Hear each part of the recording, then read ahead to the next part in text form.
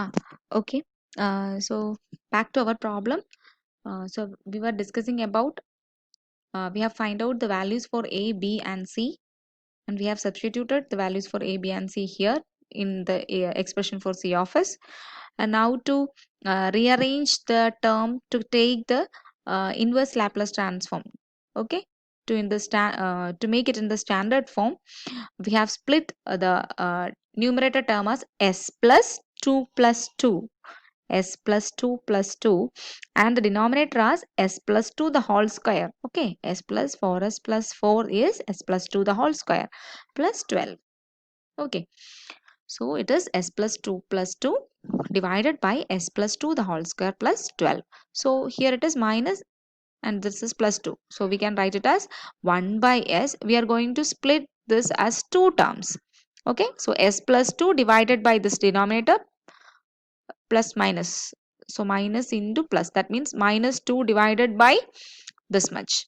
Okay, so 1 by S minus S plus 2 divided by S plus 2 the whole square plus 12 minus 2 by root of 12 into root of 12 divided by S plus 2 the whole square plus 12. See how come, what is the purpose of this root 12 here? See, in order to take the inverse Laplace transform, this should be in a standard format, isn't it?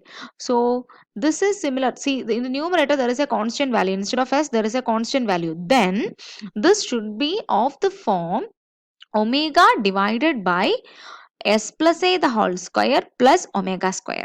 Once again, omega divided by S plus A the whole square plus omega square.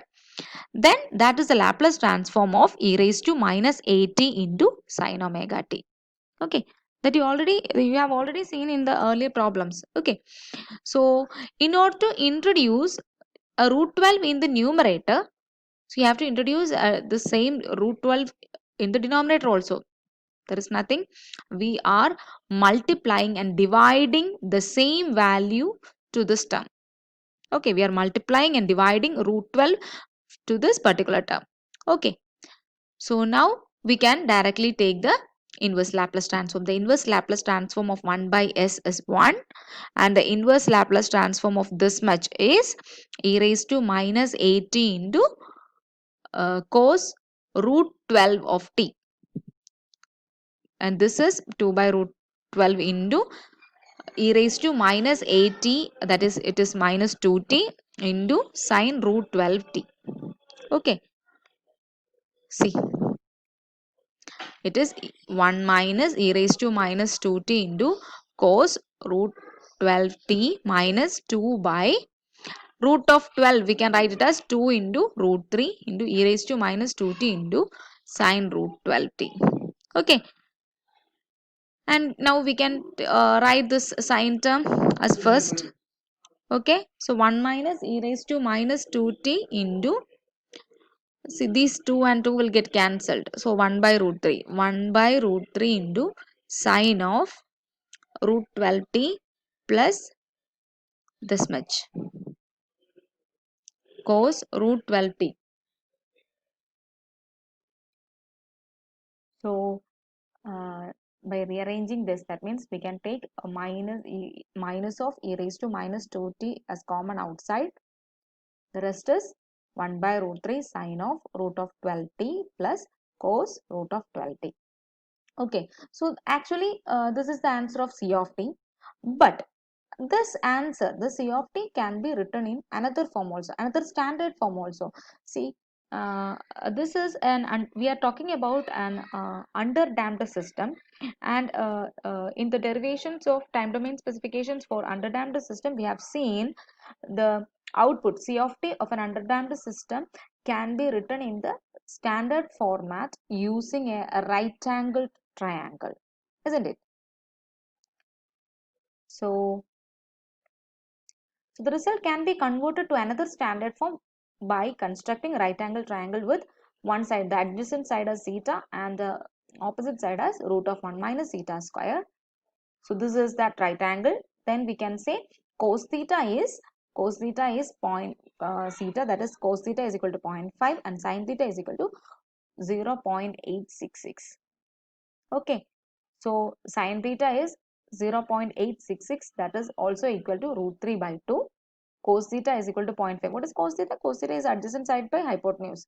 So theta by 1 or theta. Cos theta is theta itself. Theta is 0.5. That is given in the question. Okay. So cos theta is equal to 0.5. What is sin theta? Opposite side by hypotenuse. Okay. The opposite side of this angle theta is root of 1 minus theta square. Hypotenuse is 1. So root of 1 minus theta square. Root of 1 minus theta square is nothing but sin theta. It is 0.86, but when we substitute zeta is equal to 0.5 here, you will get sin theta is equal to 0.866, and that is nothing but root 3 by 2. And what is tan theta? Tan theta is equal to, we can directly find out this tan theta. Okay, root of 1 minus theta squared divided by zeta. Okay, you will get it as 1.732. Okay, so tan inverse that value is equal to 60 degree. 60 degree, that should be converted to radians. 60 into 5 divided by 180, that will give you the value in radians. We should be very careful when you write theta, it should be in radians. Theta is expressed in radians. Okay, so now we are going to write this in a standard form. The standard form is we have to write the whole thing, this whole thing of the form of sine of a plus b. Sine of a plus b means sine of a plus b. Okay, so that is sine a cos b plus cos a sin b. Sine a cos b plus cos a sin b. So we have to introduce a cos b term here and a sin b term here. Okay, or a cos theta here and a sin theta here. Okay, so how will you introduce that cos theta here? Cos theta is 0.5, isn't it? Cos theta 0.5. So here you need a 0.5. 0.5 is 1 by 2. Okay, so here you need a 1 by 2 here. So you can, in order to make it equal, you can multiply it with a 2, isn't it? See, we need 0.5 here, that is 1 by 2 is needed to represent it as sin a cos b. It is sin a cos b. Okay, to make the equation as equal to the previous step, we are adding 1 by 2 here, or we are introducing 1 by 2 here. So you should multiply it with 2. Okay, similarly here we need a term called sin theta. Here we need a term called sin theta. What is sin theta? Sin theta is root 3 by 2. So we should introduce a term root 3 by 2 here. Okay, so to balance, we have to multiply it with 2 by root 3 also. See, 2 by root 3 into cos root 12t into root 3 by 2. See, now this is sin A, sine of root 12t. This is cos theta, cos B or cos theta, 0.5. And here it is cos A, cos root 12t into sin theta or sin B. Okay, so now we can rewrite this as of the form of sine of A plus B. Okay, so now we can take this 2 by root 3 as common, and we can take it outside. Here also there is 2 by root 3, here also 2 by root 3. So 1 minus e raised to minus 2t into 2 by root 3. So sine of root of 12t cos theta plus cos root 12t into sin theta. So sin A cos B plus cos A sin B of form. Okay, so we can write it as 1 minus 2 by root 3 into e raised to minus 2t into sine of A plus B. Here A is root of 12t plus B is theta. Okay, and what is the value of theta? 1.047 radians. So this is the expression for C of t in a standard form. Now we have to find out those time domain specifications. To find out those time domain specifications, we have to find the value for omega d. We need to find omega d.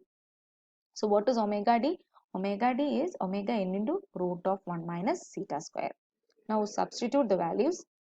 4 into root of 1 minus 0.5 square, you will get 3.464 radians per second as omega d. Next is rise time TR.